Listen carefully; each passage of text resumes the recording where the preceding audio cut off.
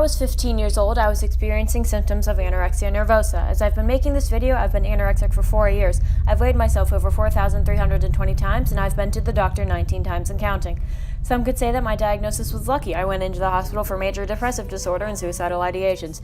However, on my diagnosis transcript, anorexia was one among the multiple illnesses that I've been diagnosed with over the 3 days I was in. I passed out at least 2 times a day. I lost all of my muscle from dancing. My hair was constantly falling out. I had stomach aches when I ate and felt totally full when I was empty. That was honestly the worst part, was the stomach pains. I was so weak. In fact, those symptoms are still very current. I didn't really know what it meant to be anorexic, and I'm going to say now that it is not just the want to lose weight.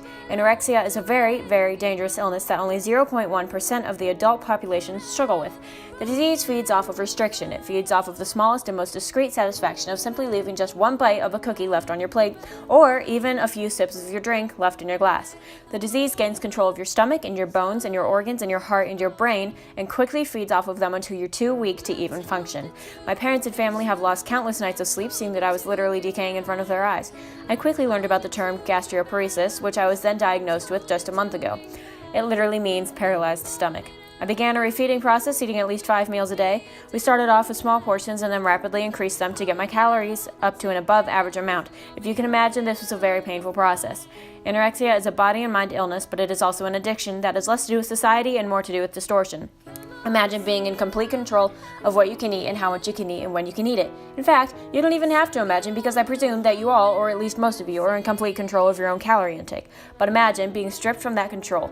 That's where the mental attribution gets harder every meal of every day. No, I don't eat healthy. No, I don't drink my meals. And no, I don't fill my plate with as many carbohydrates as I can. In fact, I'm not allowed to plate my own food at all. And no matter what, I must eat all of it. Did I mention that I have to have exactly 1 cup of milk for every meal and every snack?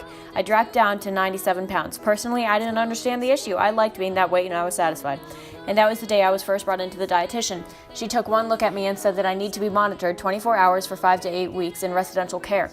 My motivation quickly became that I would do absolutely anything to stay out of that place. Looking back on just the past month, I've done things that I never thought I could. I used to weigh myself at least 3 times a day. I'm not allowed to have a scale anymore. In fact, there is no scale in my house anywhere.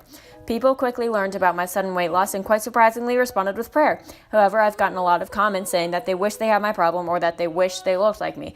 I even got replies to pictures saying that I was quote-unquote sexy.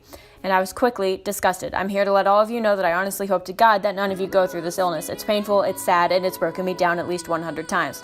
Anorexia has recently kicked my ass in schooling, if you can believe it. Having an eating disorder is no different than being an alcoholic or being diabetic or being born with brown hair and blue eyes. They're all simply just traits.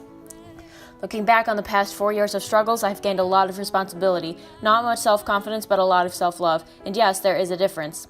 I understand what it's like to have good days and bad days. I understand what it's like to have mostly bad days. But with or without an illness, you need to take care of you. And I'll be here for that.